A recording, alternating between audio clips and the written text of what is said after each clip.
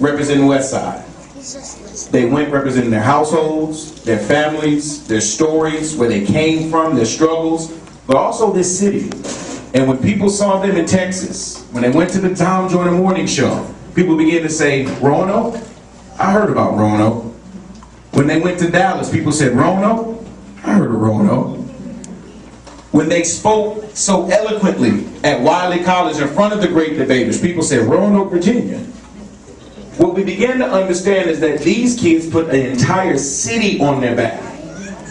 They just didn't act like they had sense, they showed that they had sense. A lot of times we tell our kids, you need to act like you got some home training. No, they displayed what kind of homes they came from. They displayed the kind of high expectation that's been set by the principal and the staff there at Westside Elementary.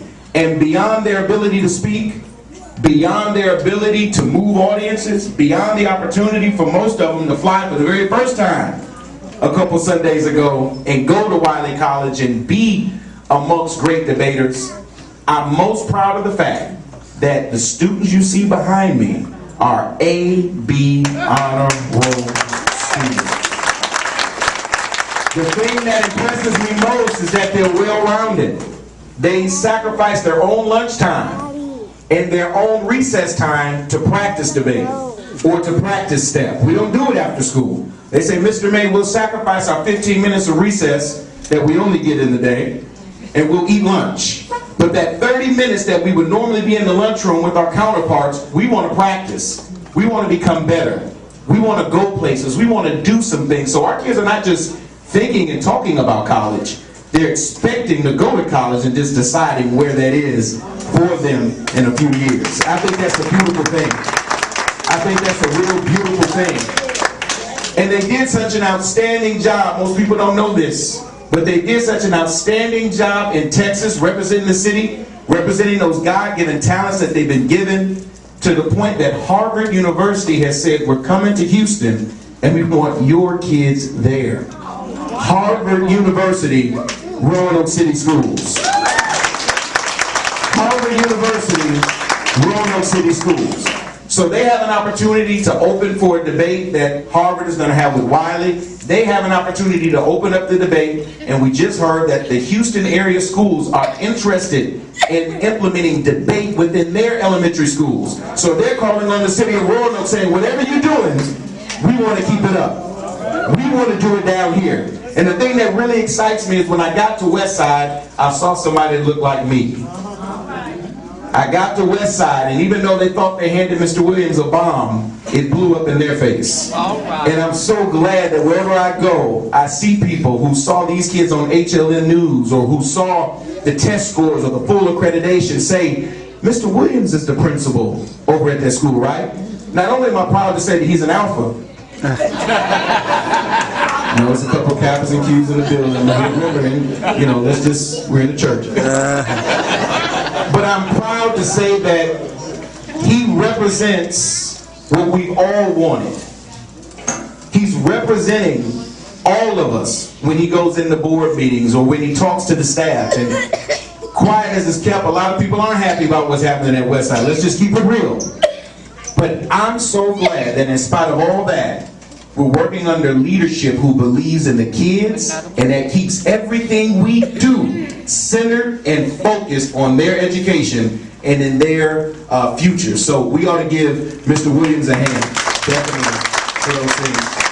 So without further ado, tonight we're going to present to you several pieces that the debate team does. They talked about issues like merit-based pay for the teachers, SOL testing, should we have in the school or shouldn't we?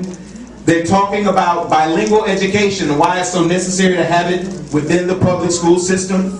And we usually have students that give us a little boost in our program by doing some quotes. So we have several students tonight that are going to begin things off with some quotes. And if you look up here in their laps, you just see hands. We don't believe in paper.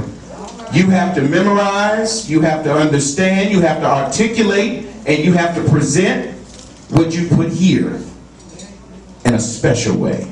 So without further ado, we're going to have those giving our quotes come and show you exactly what we're talking about. Put your hands together, ladies and gentlemen, for the Westside.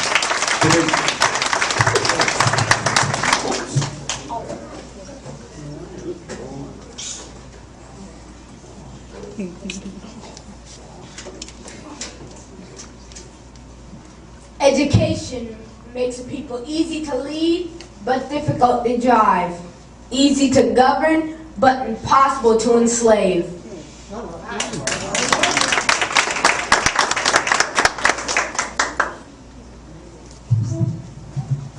Those who educate children well are more to be honored than parents, for these only gave life.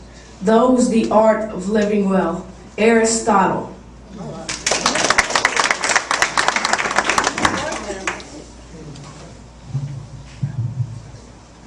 It is in fact a part of the function of our education to help us escape, not from our own time, for we are bound by, but the intellectual and emotional limitations of our own time. T.S. Eliot.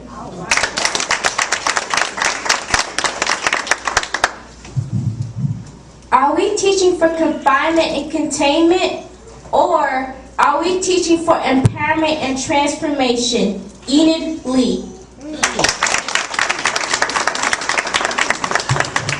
Ladies and gentlemen, those are just the several pieces of quotes that these young people not only had to read, but they had to put in their hearts, put in their minds, and then present it in their own way. One of which is a new member of our team, Ms. Kellison Whiting. She's a new member of our team here. She was a little nervous, but I could not tell by her performance tonight. Speaking of new members, we have one more new member coming. Mr. Leonel and Ms. Jennifer Alvarez do a particular piece in which they talk about the importance of bilingual education within public schools. Did I mention they do their own research? They do their own fact-finding interviews, and they're 10 and 11 years old. I just figured I'd tell you that again. Ladies and gentlemen, Jennifer and Leonel on bilingual education.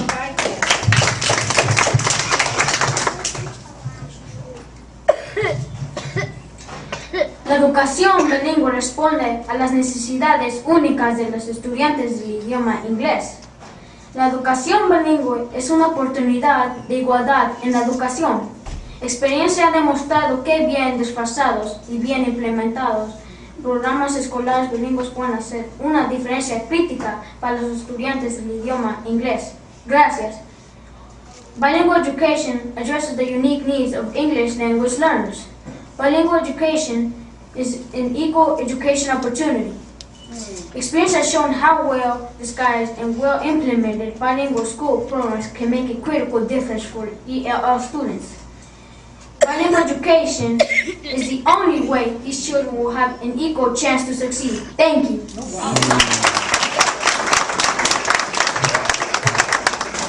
La educación bilingüe es un ejemplo clásico de un experimento que se inició con la mejor de las intenciones humanitarias, pero se ha convertido en algo terriblemente equivocado. En la práctica, muchos programas se hizo más que ver con la enseñanza de la lengua nativa de la familia que con los niños la enseñanza en inglés en 3 años. Debemos acoger a los niños inmigrantes en nuestra sociedad, dándoles la mejor oportunidad para la inclusión. Gracias. Bilingual education is a classic example of an experiment that was begun with the best of the humanitarian intentions, but has turned out to be terribly wrong. In practice, many bilingual programs became more concerned with teaching in the native language and maintaining the ethnic culture of the family than with teaching children English in 3 years. We should welcome immigrant children in our society, giving them the very best educational opportunity for inclusion. Thank you. 10 and 11 years old. 10 and 11 years old. The expectation was met or raised for them, not just in the classroom, but in their extracurricular activities. If we don't push our kids, who will? The street will. They'll push them into trouble. They'll push them into all kinds of things. But if we're pushing our kids and we're setting the bar, they're too busy trying to achieve those goals, then they get mixed up with anything else that does not profit them.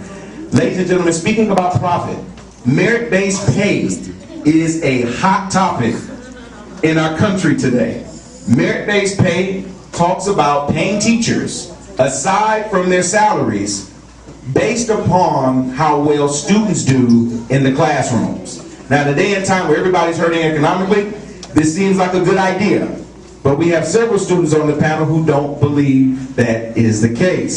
So without further ado, the gloves are on and they're ready to rumble. Ladies and gentlemen, merit-based pay will be presented by Mr. Antoine Jefferson, Mr. Jonathan Cook, Ms. Carmen Kauser, and Mr. Savan G. Carter. Ladies and gentlemen, put your hands together for the Westside debaters.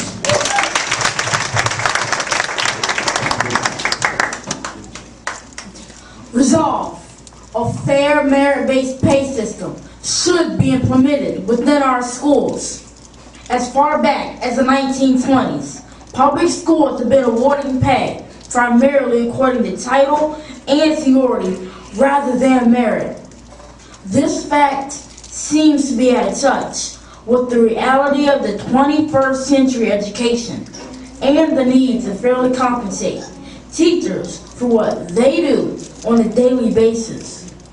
A fair merit-based pay system would improve the quality of education by incentivizing hard work instead of simply rewarding time spent. The teacher who goes the extra mile or gives a little more, serving and empowering us, should be given the same treatment when it comes to paying them what they deserve. Thank you.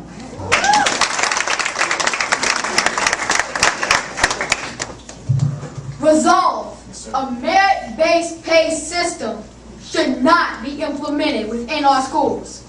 Mr. Jefferson brought up some great points. However, he seems to be a little misguided on a few ideas.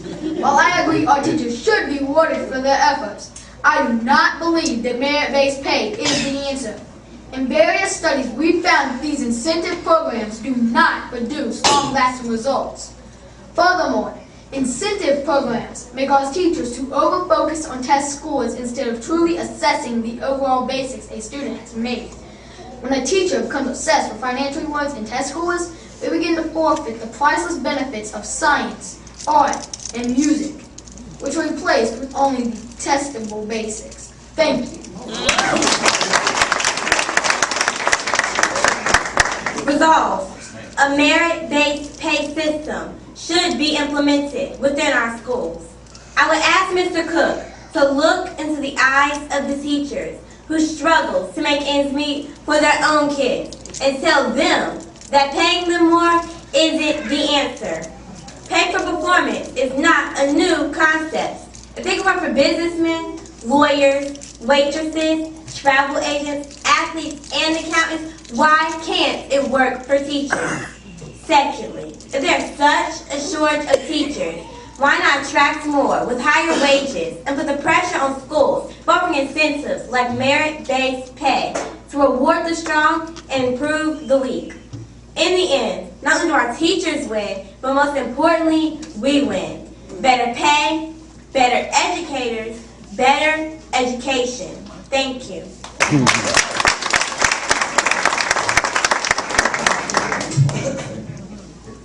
Resolve, a merit-based pay system should not be implemented within our schools.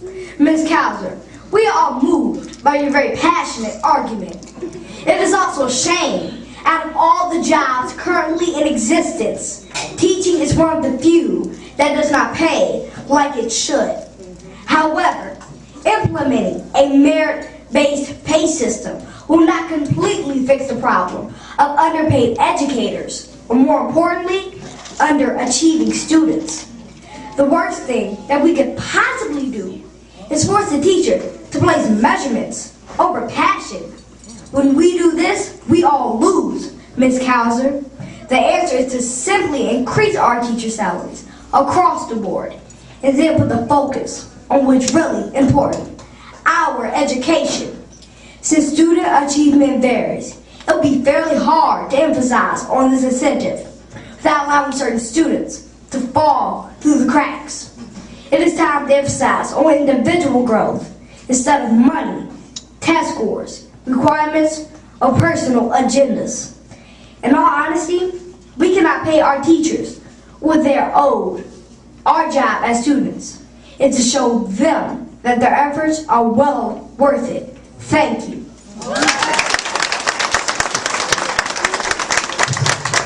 Ladies and gentlemen, the Westside debaters.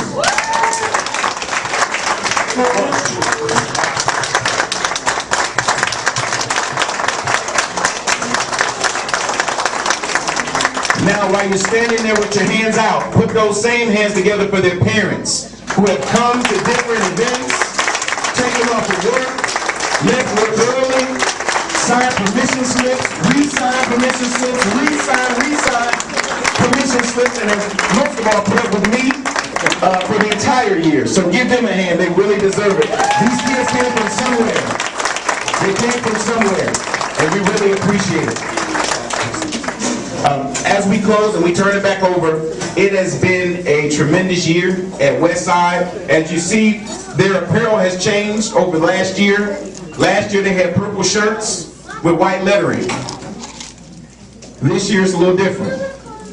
Khakis, a sweater vest, and a white collar shirt. I do believe that what they wear permeates how they act. What they wear sometimes dictates how you take them.